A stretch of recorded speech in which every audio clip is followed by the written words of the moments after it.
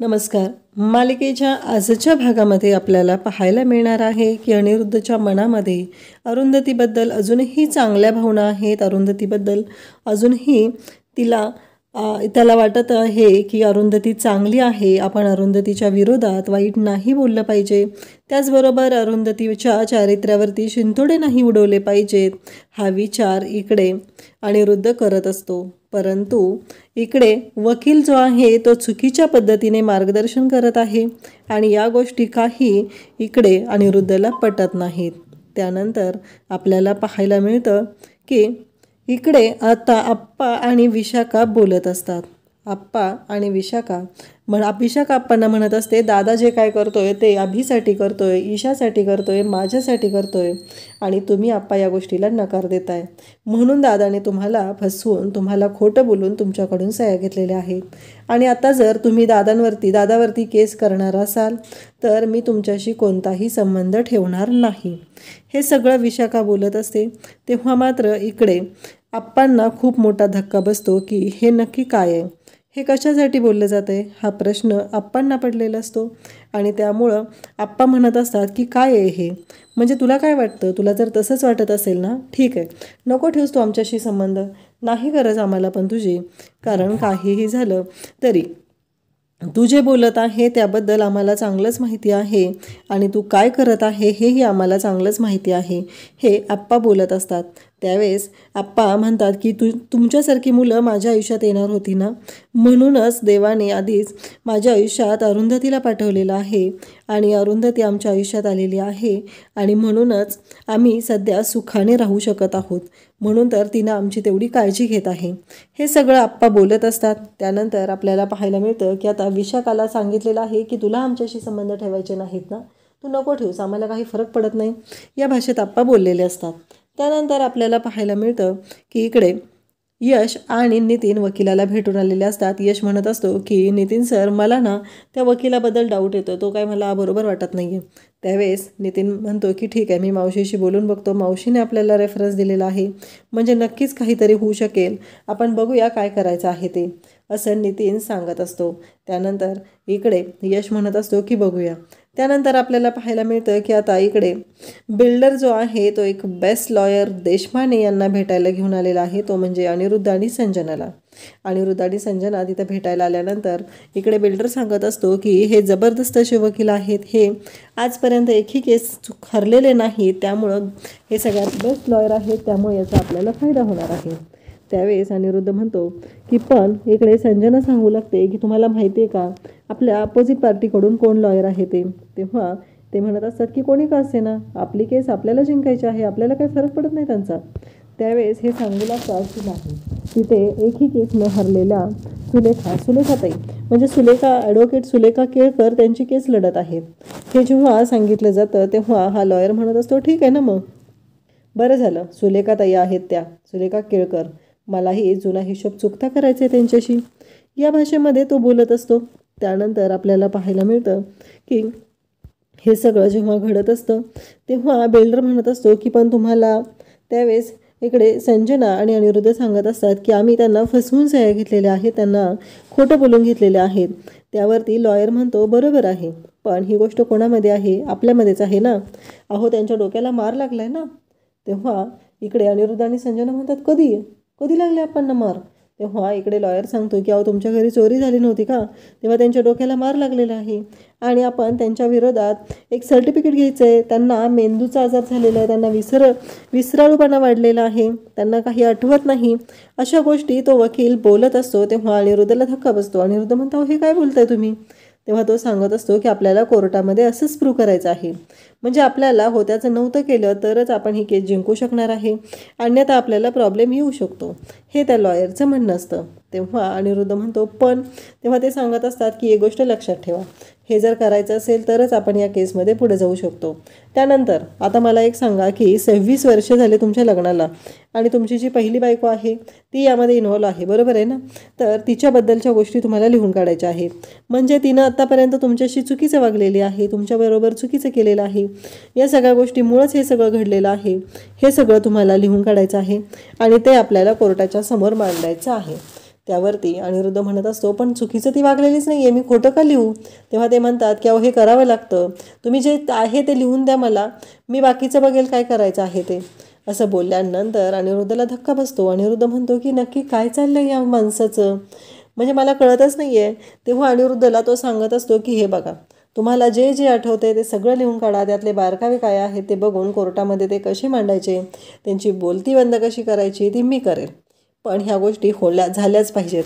आणि काही झालं तरी तुम्ही त्यांची सही घेतली ही गोष्ट कधीही बोलायची नाही, काहीही झालं तरी तुमच्या तोंडून तो शब्द निघता कामा नये, असं अनिरुद्धला तो सांगत असतो.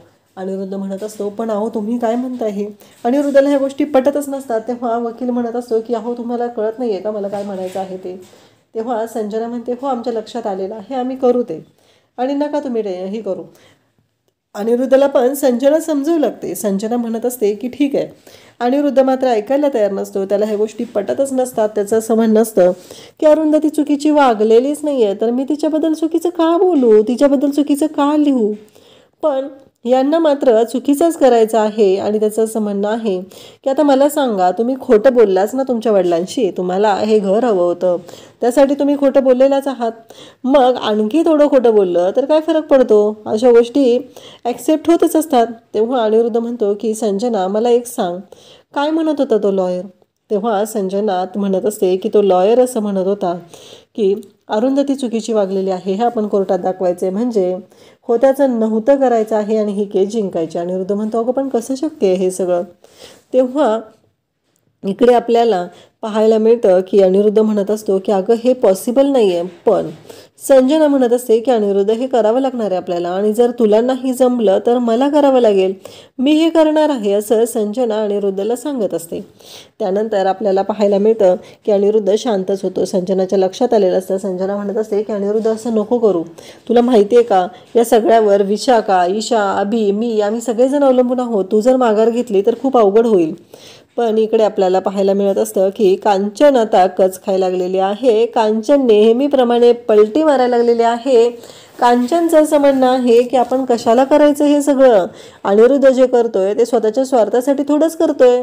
तो जे करत आहे ते हे सगळं जे काय करत आहे ना ते फक्त आणि फक्त कोणासाठी करतोय आपल्याला माहिती आहे की नाही? मग आपण असं का करायचं हा प्रश्न सगळ्यांच्या समोर आता इकडे कांचन मांडत आहे. तेव्हा आप्पा म्हणत असतात की अगं तुझ्या लक्षात येत नाही आहे का काय झालंय ते? कांचन मात्र ऐकायलाच तयार नसते. कांचन म्हणत असते की अहो पण तुमच्या लक्षात येत नाही आहे की मला काय म्हणायचं आहे ते. आप्पा म्हणत असतात की कांचन तू चुकीचा विचार करायला लागलेली आहेस बरं का, कारण काहीही झालं तरी तुला माहिती आहे ना की काय होतं ते, मग आता तू चुकीचा विचार का करते? अनिरुद्ध चुकलेला आहे ही गोष्ट माहिती आहे ना, मग का आता असा विचार करत आहे? असं कांचनला ते बोलत असतात. कांचन म्हणत असते पण अहो मला काय म्हणायचं आहे, अनिरुद्ध कुठं स्वार्थी विचार करतोय, तो तर आपल्या मुलांसाठीच विचार करतोय ना. तेव्हा अरुंधती म्हणत असते पण ते घर आप्पांचं आहे, जर आप्पांनाच वाटत नाही आहे की ते घर आपण विकलं पाहिजे तर त्याच्यावरती जबरदस्ती कोणी नाही करू शकत, हे कांचनला समजत असते. कांचनला म्हणत असते तुम्ही म्हणता ईशा आणि अभिला मोठं घर मिळेल, सुखसुविधा मिळतील, पण टॉवर म्हणलं की त्याचं मेंटेनन्स किती असतो, स्विमिंग पूल आलं, बाकीच्या गोष्टी असतात, या सगळ्या गोष्टी तिथे असतात, आणि ईशा अभिला त्या मेंटेनन्सचे पैसे देणं परवडणार आहे काही? अहो तुम्ही चुकीचा विचार करताय, तुमच्या लक्षातच येत नाही आहे.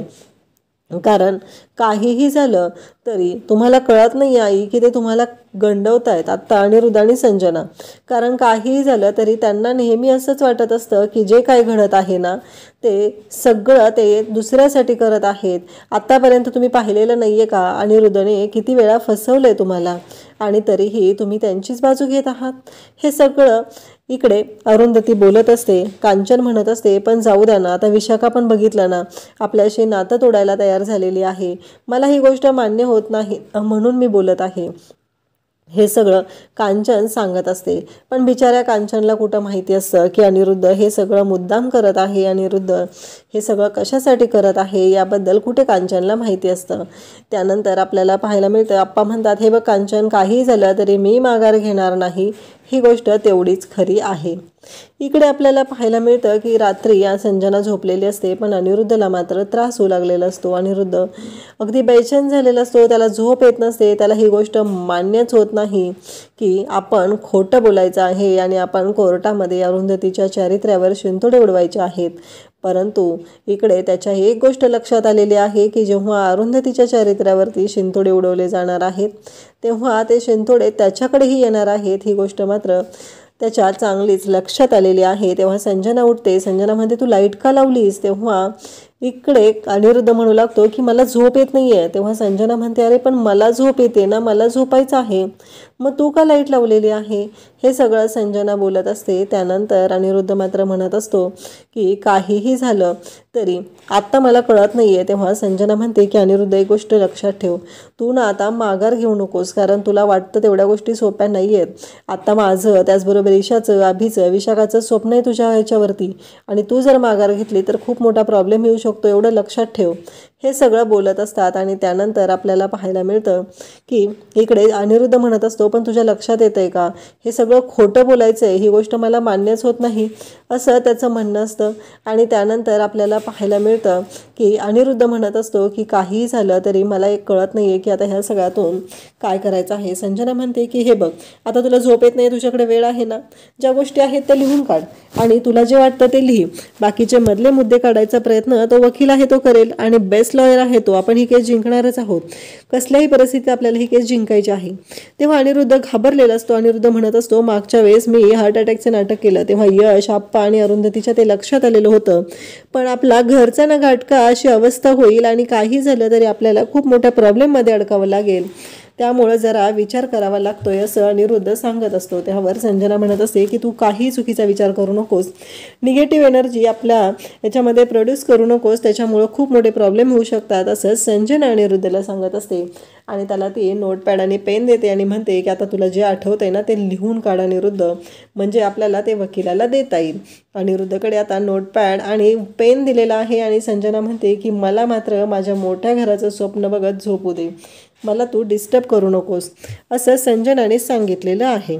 त्यानंतर अनिरुद्ध मात्र आता संजनाने सांगितलेलं आहे म्हणून पुन्हा लिहायला बसतो, पण त्याचं मन काही त्याला ह्या गोष्टीमध्ये साथ देत नसतं. इकडं आपल्याला पाहायला मिळतं की आप्पा अरुंधतीशी बोलत असतात. अरुंधती म्हणते की आप्पा तुम्ही जाऊन आराम करा. त्यावरती आप्पा म्हणतात, अगं पण तू पण झोप ना, तू पण दमली आहेस, उगीच आमच्यामुळं तुझ्यावरती हा सगळा लोड येतोय. तेव्हा अरुंधती म्हणते की नाही, याच्यामध्ये काही प्रॉब्लेम नाही आहे, आणि आईवडिलांचं आपल्या मुलांना कधी ओझं होत असतं का, इतकी वर्ष तुम्ही आम्हाला सांभाळलेलं आहे, त्यात काय एवढं, हे सगळं बोललं जात असतं. त्यानंतर आपल्याला पाहायला मिळतं की इकडे अरुंधती आप्पांशी बोलत आहे, आप्पांना सांगत आहे. आप्पा म्हणत असतात की तू पण लवकर झोप. त्यावेळेस इकडे अरुंधती म्हणत असते की सुलेखाताई असत्या तर काही प्रॉब्लेम नव्हता, त्यांना सगळ्या गोष्टी माहिती होत्या, पण आता हे नवीन लॉयर आहेत ना, त्याच्यामुळं मला थोडंसं वेगळं वाटत आहे, बाकी काही नाही आहे, असं ती आप्पांना सांगत असते. आप्पा म्हणत असतात की ठीक आहे, तुला काय लिहायचं आहे ते लिही आणि नंतर झोप. अरुंधती म्हणते की हो, पण काही झालं तरी आप्पा आपल्याला समृद्धी वाचवायचं आहे, आणि काही झालं तरी आपण माघार घ्यायची नाही. तेव्हा आप्पा म्हणतात की हो, मी आहे तुझ्याबरोबर, आपण अजिबात माघार घ्यायची नाही, काही झालं तरी आपण आपला समृद्धी वाचवायचाच आहे, असं आप्पा बोलत असतात. तेव्हा अरुंधती पण म्हणताय की हो. आता अरुंधती लिहायला बसणार असते, कारण त्या लॉयरने छोटे छोटे अगदी मुद्दे लिहून काढायला सांगितलेले आहेत, कारण ते त्यांना रिटर्न असेल तर त्यांना बरं पडतं आणि त्यांना त्या गोष्टी पुन्हा रिकॉल करता येतात, त्यासाठी त्यांनी रिटर्न मागितलेलं आहे. सेम अगदी तसंच अनिरुद्धलाही त्याच्या वकिलाने रिटर्न मागितलेलं आहे, त्यामुळं अनिरुद्ध पण रिटर्न लिहून द्यायला तयार झालेला आहे. अरुंधती लिहायला घेत असते तेव्हा तिच्या हातामध्ये समृद्धीचा फोटो आणि घराच्या फॅमिलीचा फोटो आलेला असतो. अरुंधती तो फोटो पाहते आणि जुन्या आठवणीत ती जाते, कारण त्याच्यामध्ये अनिरुद्ध, ती आणि त्यांची 3 मुलं हे सगळं अख्खं कुटुंब असतं. आणि या कुटुंबाच्या, या फॅमिलीच्या फोटोमध्ये अरुंधती आता पाहत आहे, तिला जुन्या आठवणी आठवत आहेत. तिलाही वाटतं की अनिरुद्धने तिची फसवणूक केलेली आहे, अनिरुद्ध तिला चुकीची वागणूक देत होता, हे जरी मान्य असलं तरीही अनिरुद्धने जबाबदाऱ्या कधी ढकललेल्या नाही, त्याच्या मनात त्याच्या आईवडिलांबद्दल असलेलं प्रेम कधी त्याने चुकीचं दाखवलेलं नाही. तो नेहमी बरोबरच होता. या गोष्टीही कुठंतरी आहेत, या गोष्टीही कुठंतरी आपल्याला पटत आहेत. हे सगळं अरुंधतीलाही वाटत आहे. आता उद्याच्या भागामध्ये आपल्याला पाहायला मिळणार आहे की सगळेजण आता कोर्टाच्या बाहेर भेटलेले आहेत आणि कोर्टाच्या बाहेर जेव्हा सर्वजण तिथे भेटलेले आहेत तेव्हा ॲडव्होकेट देशमाने, संजना, त्याचबरोबर अनिरुद्ध तिथे आलेले आहेत. इकडे आप्पा आणि 3 अरुंधती, यश आणि ॲडव्होकेट ज्युरी आलेले आहेत. तर ॲडव्होकेट देशमाने म्हणतात की मग काय, तुम्ही लढणार आहात का यांची केस? आणि तेव्हा ॲडव्होकेट ज्युरी म्हणतात की हां, म्हणजे आता हा वकील लेचापेचा आहे हे ॲडव्होकेट देशमानेला कळलेलं आहे. आणि ॲडव्होकेट देशमाने मात्र खुश झालेला आहे, कारण सुलेखाताई तर आता केस लढण्यासाठी आलेल्या नाहीत. सुलेखाताईने दुसरं कोणाला तरी पाठवलेलं आहे. ही गोष्ट संजनाने आण्याला कळलेली आहे. आणि मग ॲडव्होकेट देशमाने जेव्हा बोलून जातो तेव्हा मात्र ॲडव्होकेट ज्युरी म्हणतो की आता हे जे लॉयर आहेत ना ते खूप भयानक आहेत.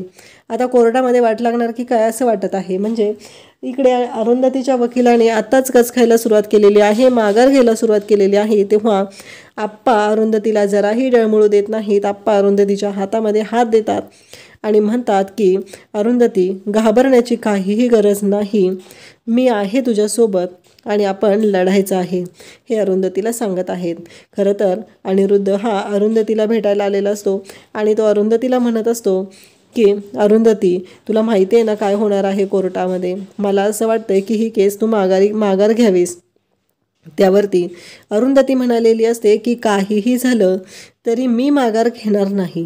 अरुंधतीने ठणकावून सांगितलेलं आहे की इथे चुकलेलं आप्पांचं नाही, आप्पांचं समृद्धी मला परत मिळवून द्यायचं आहे आणि त्यासाठी मी माघार घेणार नाही. हे सगळं अरुंधतीने ऑलरेडी अनिरुद्धला सांगितलेलं असतं आणि अनिरुद्ध म्हणालेलं असतं की ठीक आहे, कारण अनिरुद्धकडे कोणताही ऑप्शन नाही. काहीही झालं तरी अनिरुद्धने ठरवलेलं आहे की आता काहीही झालं तरी आपण पण माघार घ्यायची नाही. त्यांचं खोटं आहे, त्यांना खोटं आता इकडे कोर्टामध्ये खरं करायचं आहे. पण अरुंधतीच्या बाबतीत तसं नाही, अरुंधती खरी आहे आणि अरुंधतीने जी काही गोष्ट ठरवलेली आहे ती तिने पूर्ण करायचंच ठरवलेलं आहे. काही झालं तरी आप्पांना त्यांचं घर परत मिळवून द्यायचं आहे असं अरुंधतीने ठरवलेलं असतं. तर इकडे ॲडव्होकेट ज्युरी हे घाबरलेले असले तरी आप्पा आणि अरुंधती ठाम असल्यामुळं कोर्टामध्ये ते जराही माघार घेणार नाहीत. अगदी वेळ पडली तर अरुंधती नक्की कोणता निर्णय घेईल. ॲडव्होकेट ज्युरी जर त्यांची बाजू मांडू शकले नसतील तर अरुंधती आता आप्पांची बाजू कोर्टाच्या समोर कशी मांडणार हेही आपल्याला पाहायला मिळणार आहे. अशाच अपडेटसाठी चॅनलला सबस्क्राईब करा. थँक्यू.